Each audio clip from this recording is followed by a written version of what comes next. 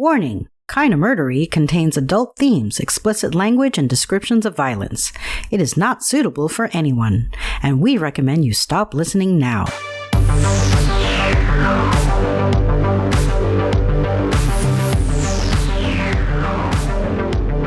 True crime with a dash of the paranormal, the garish, the strange, and the darkly comic. I'm Zevin Odelberg, host of Kinda Murdery, a podcast that's about more than just murder. It's my very own pocket dimension, home to a curated collection of bizarre and compelling stories. The unsolved, the unsettling, and the unbelievable. I cover it all, just so long as it's kinda murdery. That's right, folks, just like it says in the intro, I am Zevin Odelberg, and this is Kinda Murdery. You have found your way to Part 2 of The Disappearing Parrot. So if you haven't heard Part 1 yet, go and listen to it. Then rejoin us, we'll save you a seat. If you're all caught up, you may remember that Detective Parker found a piece of a shotgun stock at the murder scene. And by following the route of the murderer's presumed getaway car, they went on a hunt for the rest of the shotgun, and there in a creek near the road, jackpot, they found it. So that's where we are. And if you're ready, I'm ready. So I'm not gonna dilly-dally. Please join me as we uncover what truths we can and solve what mysteries we may. Kinda Murderies, The Disappearing Parrot, Part 2 starts now.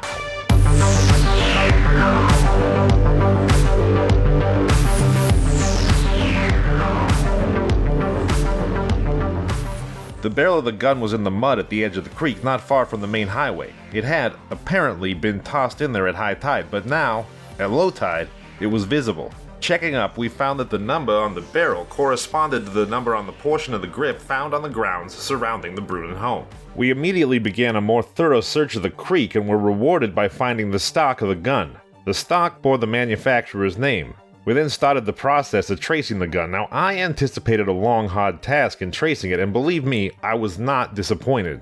Meanwhile, we were trying to communicate with every one of the 400 people who had been connected with Brunen's show and the 200 workers who had been with Moore's show the year previous. Quite a job rounding up some 600 people, who were scattered all over the United States and Canada. One was even located in jail in Norristown, Pennsylvania, where he was serving time for a minor offense. He was soon eliminated from the case, however, having begun his term before the murder. In order to get in touch with the show people, I communicated with the Billboard, the Theatrical Weekly, where I knew they kept their addresses on file. Well, within the record-breaking time of 12 days after the murder, I knew the whereabouts of every one of the 600 people who'd worked for either Moore or Brunen during the 2 preceding years. Clifford Kane, Herman Bading, and another of my assistants, Arthur Carabane, and I set out on the tedious job of communicating with all these people, in an effort to find out just where they were and what they were doing at the time of the murder. The police in various cities in the country and in Canada helped us out considerably by questioning a great number of these folk and getting satisfactory alibis. However, my associates and I had to make trips here, there, and everywhere to interview those whose stories did not sound quite right. During this gigantic checkup, an idea came to me which loomed very large as I thought it over. I discovered that 4 of the people who'd worked with the Brunen show had worked for Harry Moore the year previous. This was very interesting indeed. Of these 4 people, 1 lived in Philadelphia, 1 in Canada, and 1 in New England. They were shadowed and questioned and quickly eliminated. But the 4th man in this group, one Charles M. Powell, who had lived in Indianapolis, could not be located right off the bat. Further investigation revealed that he was living at 455 Cooper Street, Camden, New Jersey. We at once set about the work of getting some detailed dope on the 1 man out of the 600 who sounded, promising. Bear in mind that, by this time, the other employees, every one of them had been eliminated. I had State Trooper Herman Bading secret himself in a factory located directly across the street from Powell's home, and report the man's description and actions. By this time, however, the newspapers were beginning to play up the case as an unsolved mystery, and one that has Parker baffled at last. To digress for a moment, I might state that a good reputation is not always a comfortable thing to have. Just because I'd succeeded in solving many murder mysteries, some people suspected, perhaps, that I was falling down on the job in the Brunen case. But that wasn't so, as you have probably already gathered. The truth of the matter was, I had a certain, very definite information which I was forced to keep to myself in order to protect the case. All the public knew was that Werner had been eliminated from the whole business. They didn't know that we were shadowing Powell or why we were shadowing him. They weren't familiar with the gigantic groundwork that I was building up. They didn't realize that if I showed my hand too early, I would ruin the case and undo the work that had been accomplished. So it should therefore be readily seen that a smart detective, one who is really more interested in solving a case than in covering himself with glory, will bear the brunt of criticism at those very times when he knows that he least deserves it. This was one of those times for me. But I threw public opinion to one side and among other things concentrated on tracing the various owners of the shotgun. We found, through the number and the manufacturer's name on the stock, that it was imported by a Philadelphia arms dealer. The Philadelphia firm retailed the weapon to a man who lived in Schuylkill County, Pennsylvania. The gun was later confiscated by a game warden and subsequently disposed of at a public sale by the Game Commission at Harrisburg. The man who purchased it at this sale was one Solomon Simons, a dealer of Philadelphia. The weapon then passed from Simons to a man named William Berkowitz, who conducted a loan establishment on North 9th Street, Philadelphia. Upon questioning Berkowitz, we elicited the information that the gun had been sold to two men at a date just prior to the Brunen murder. Berkowitz said that he was unaware of the identity of the two men,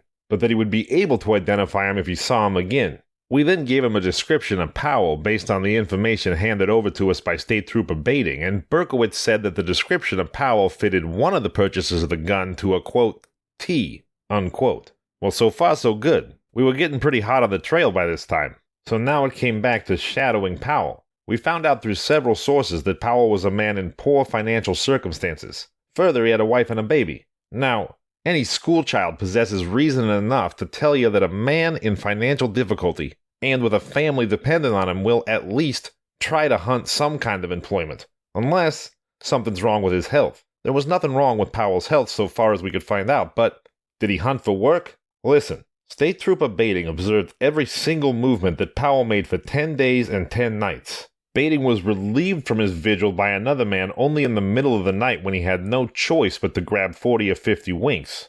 During the time that Bating hid watching from the factory across from Powell's home, he observed that the man spent almost all of his time in the house. On the first day that he was under surveillance, Powell, a pale-faced fellow of 32, came out of the front door of the house about 10 o'clock in the morning. He looked about him as if he was afraid of something. Then he walked briskly to a corner store about a half a block away. There, we found out later, he purchased 2 newspapers, which were filled with news about my being baffled by the Brunen case. He also bought a loaf of bread and a pack of cigarettes. Little did Powell realize that Bating, peering out of a secret window, was taking in his every action. Bating, in his report to me the first day, as we later found out, guessed Powell's height to within 1/4 of an inch, and the size of his foot within half a shoe size, which, if you ask me, is pretty damn smart work. After returning from the corner store, Powell never left the house during the remainder of the day.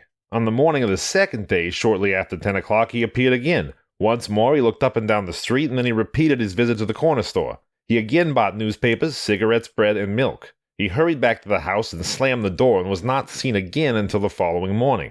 This exact routine was repeated every day until the evening of the 5th day when, shortly after nightfall, Powell slipped out the front door as quietly as possible. But despite Powell's best efforts, Trooper Bating was tailing him in almost less time than it takes to tell it. Powell boarded a trolley and then went to the terminal of the Philadelphia ferry. He bought a ticket to Quaker City. So did Trooper Bating. Powell, during the few minutes that it took the ferry to cross the Delaware River, looked around time and time again as if he felt that he was being followed. But he didn't recognize the rather rough-looking Bating who'd grown a gangster-like beard to disguise himself and pulled his hat down over his more than active eyes. Upon arriving in Philly, Powell proceeded to an out-of-the-way hotel, and there, in a corner of the lobby, he met none other than Harry Moore. Now, Bating hid himself behind a pillar and observed that Moore and Powell had much to say to each other. They talked in whispers, and Bating couldn't get close enough to hear what the trend of their conversation was. The two men talked for more than half an hour, and then Powell retraced his steps to his home in Camden, with State Trooper Bating never more than 100 feet from him, and often as close as 6 inches. The next morning, Powell again visited the corner store as usual for his newspapers, cigarettes, and milk, and that night he again went to Philadelphia, accompanied, in quotes, by Bating. Once more, Powell met Moore in the same hotel where they talked in whispers, and once again, Bating was unable to get close enough to the two men to hear what they were saying. Powell kept close to his house for the next few days, and on the 10th night of Bating's surveillance, that is, he again went to Philadelphia to meet Moore. By that point, I'd stationed another man in the factory with instructions to telephone me with any information that Bating thought I would want in a hurry. I then gave him instructions to convey to Bating. These telephone conversations were of course carried on in code. The word apple meant one thing, the word lamp another, etc. So, as Bating prepared to follow Powell on the 10th night, he told the second man to get in touch with me at once. As soon as I received the information, I made plans to nab Powell upon his return. I told my man in Camden that I was sending several other men there at once. I told him that they would park their automobile at a spot just a few doors from Powell's house. As Bating followed Powell home, he was to be given a signal from the auto, indicating that the time was ripe to nab Powell. My men arrived in Camden shortly after 9 o'clock and parked their machine at the designated spot. Not until a few minutes before 1 o'clock in the morning did Powell show up. He'd alighted from a trolley a few blocks from his home and was walking briskly up the street. Bating saw the parked car. He'd previously been told what that meant. The night was dark and there was no lights about. But Bating saw one of the men in the car wave a large white handkerchief. But so did Powell. Bating pounced on him, put his hand over Powell's mouth, and in just a few seconds was assisted by several of my men in bundling Powell into the car. Just as the car was speeding off, Mrs. Powell, who had apparently been waiting for her husband, came to the front door of the house. Evidently, she'd heard the scuffle, but in a few moments the car was out of sight, headed at breakneck speed for Mount Holly. I was waiting for Powell in my office. Shortly after 1:30 a.m. he was brought in. "Well, good evening, Charlie," I said. "Hello, Mr. Parker," retorted Powell, who was visibly nervous. "Charlie," I said, "you've been arrested in connection with the Brunen murder at my request. Now make yourself comfy and tell me all about you. Where you were born, what you've done, especially lately, and things like that." "Well, all right, Mr. Parker." Powell, in a very even voice, told me that he was 32 years of age, that he had a wife and a child, that he'd been in show business as a ballyhoo man for a good many years. I then asked him what he'd been doing since the close of the season the previous year until now, the 6th of April, and he said he'd been running a bazaar at Wilkes Barre, Pennsylvania with Harry Moore. When asked why he'd come to Camden to live, he replied that Moore had brought him on from Wilkes Barre, promising to get him employment until the Brunen show went on the road. Powell then proceeded to tell me without being questioned that for the past month, he'd been a salesman for a novelty company. He'd been working right up until the time of his apprehension, he said, and he'd been quite successful. Herman Bating winked at me, and I almost laughed in Powell's face. I'd put Powell in jail secretly on a John Doe warrant. I might pause here to explain the procedure. He was locked up, quote, in connection, unquote, with the murder. I had no grounds on which to charge him with the murder. If I'd charged him, he would have obtained the services of a lawyer and demanded a hearing, and in the absence of definite incriminating information, I would have lost the battle to the lawyer, and Powell would have been freed. I knew Powell was a weakling. I also knew he would confess everything he knew sooner or later, but I knew we would spoil the confession by forcing it. In my years of experience, I've obtained most of my confessions by the simple method of leaving a man to himself behind bars. A jail has a peculiar effect on a guilty conscience, and the average man is more than glad to unburden himself after a stay alone in jail. When a guilty person is allowed to associate with others, his conscience is not so apt to bother him as it is when he's left alone. Any experienced detective will tell you that. I'd managed to convince certain authorities in New Jersey as to the wisdom of my method of securing confessions. I therefore had the full cooperation of the Camden County authorities when I secretly detained Charlie Powell. They were tipped off before the arrest and agreed to give no information of any kind if they were appealed to by Mrs. Powell or any other interested parties. A few hours after we'd nabbed Powell, Mrs. Powell went to the Camden police and reported that he'd been kidnapped. She said she'd recognized the car in which he was spirited away. The police, working with me, told Mrs. Powell that they would bend every effort to locate her husband. And that was that. I had men watching the Brunen home where Moore was living. I wanted to watch the effect of Powell's disappearance, and I was not surprised, therefore, when, 2 hours after she'd reported her husband's disappearance to the police, Mrs. Powell showed up at the Brunen home. She'd only been in the place 5 minutes when she reappeared accompanied by Moore.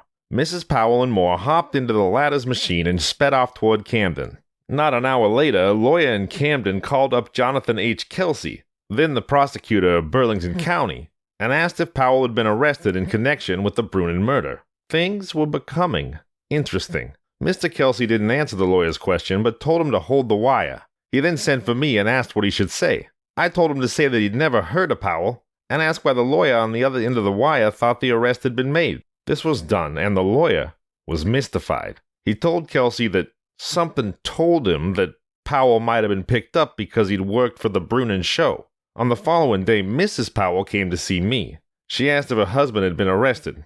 I admitted that he'd been apprehended. Mrs. Powell then broke down and said she didn't know what she would do because she had no money left. I gave her some money when she told me that her baby didn't have enough food. I ain't a hard-hearted bastard. I have several children of my own. She thanked me profusely and then left the office. I didn't tell her anything more than that her husband had been arrested in connection with the case. I also made her a promise that she would not tell anyone else about it. We followed Mrs. Powell when she left the office. She went to Camden, where she met Harry Moore in a restaurant near the ferry terminal. Mrs. Powell came again the following day seeking additional information about her husband. I then asked her point blank who had sent her to me. She said Harry Moore had advised her to come. I asked why. She replied that Moore was very interested in Charlie. It occurred to me that Moore had offered a large reward for the slayer. Why shouldn't he come to my office himself? Again, we followed Mrs. Powell when she left the office, and again she met Moore in a restaurant near the Camden Ferry Terminal. A couple days later, Mrs. Powell called on me for a third time. She was beginning to crack under the strain and admitted when I suddenly fired a question at her that Moore was giving her money to continue her visits to my office for the purpose of finding out what all this was about. More than that, for the purpose of finding out all that she possibly could. I told Mrs. Powell, knowing that she'd repeat what I said, that I was certainly glad that Harry Moore was taking such an interest in the case, and especially in Charlie. I added that I thought Moore was a prince among men for being so nice to her while her husband was in jail. I instructed Mrs. Powell to tell Harry Moore that I'd be more than glad to receive any information he might obtain which would aid me in the investigation. During this time, I made repeated visits to Powell's cell and had him tell me more about himself. I never once asked him about the actual killing of John Brunen. I was observing his every action and checking his story as quickly as possible. I sent a man to Wilkes Bar, and he found out that Powell had constantly been seen there in the company of Harry Moore. As the days wore on, I allowed Mrs. Powell to visit her husband in jail. And then, on the 29th day of April, 1922, she came to me with tears in her eyes. She said she'd just been talking to her husband and that he had something to tell me. Yep, you guessed it. Charlie Powell confessed that he fired the shot that killed John Brunen. He also stated that he was hired to do the job by Harry Moore, who wanted to get control of Brunen's show. Powell was the picture of a broken man as he poured out his confession. He said that Moore had repeatedly asked him to do the job, and then finally one night they lay in wait for Brunen as he was driving home from the winter quarters of his show. But on this occasion, Powell lost his courage. Another time they planned to get in a car and follow a train in which Brunen was riding, and then shoot him as the train pulled up at a station that was deserted. They sped alongside the train for a considerable distance, but once more, Powell lost his nerve. Another time, Powell accidentally broke the gun which was to have been used, and that's when he went to Simon's in Philadelphia and purchased a shotgun with which they snuffed out Brunen's life. Powell said he was a victim of a man with a stronger will, who took advantage of his poor financial condition by holding out a big reward for the killing. As it was, Powell only received about $200 for Moore. We nabbed Moore as he was walking along Camden Street. He denied any knowledge of the crime, branding Powell as crazy, but Powell turned state's evidence and Moore was sent to the New Jersey State Prison in Trenton, where he is now serving a life term at hard labor. Powell was given 20 to 30 years, and he was in prison a short time when he was found insane due to remorse for his revolting crime and committed to an asylum. He's now back in prison. Listen close now, because I'm about to explain briefly a few interesting things. And I know what you're probably wondering. Hey Parker, when you gonna tell us about the disappearing parrot? Right now. Right fucking now. The fact that the parrot in the Brunen kitchen had been removed convinced me, after I talked with Moore, that the crime was an inside job. As I'd previously stated, a guilty man will immediately shift the responsibility for a crime. Moore, like all guilty persons, had his story already made up when he implicated the discharged circus chef Werner. I let Moore think that I believed him and thus tricked him. Had I shown him I doubted him in the beginning, he probably would have fled before I had a chance to pin anything on him. Another thing was, Moore, he lacked the real feeling of an affected person when he pretended to be greatly upset about the death of his brother-in-law. I saw him through it once. Then, quick as a flash, I figured that it was Moore who had the parrot removed from the kitchen. And as you now know, I was later proved right. See, I knew the parrot must have been moved by somebody who knew it could talk. and Moore probably figured that the parrot would pick up any words which might be exchanged at the time of the murder. Remember this, kids. Everything looks suspicious to a man with a guilty conscience. And that parrot was what first implicated the Brunen slayers. It put me on the right track at the very beginning. The moment I laid eyes on Moore, I was convinced that he was an arch-criminal of the worst type. So interested was I in bringing the guilty persons to justice during the long, hard investigation which left me a nervous wreck, that I overlooked the strange actions of my associate. That associate was State Trooper Herman Bading. Little did I realize that while I was tracking other people, he was just as busy fooling me.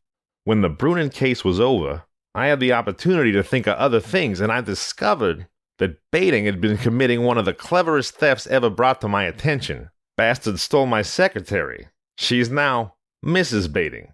All's well that ends well. All's fair in love, war, and murder. Something like that, right? Anyway, thanks for letting an old detective bend your ear a while. For Zevin Odelberg, I'm Ellis H. Parker, and you've been listening to Kinda Murdery. If you like the show, please subscribe, review, and tell your friends. You can find us on social media at Kinda Murdery or email at kindamurdery@gmail.com.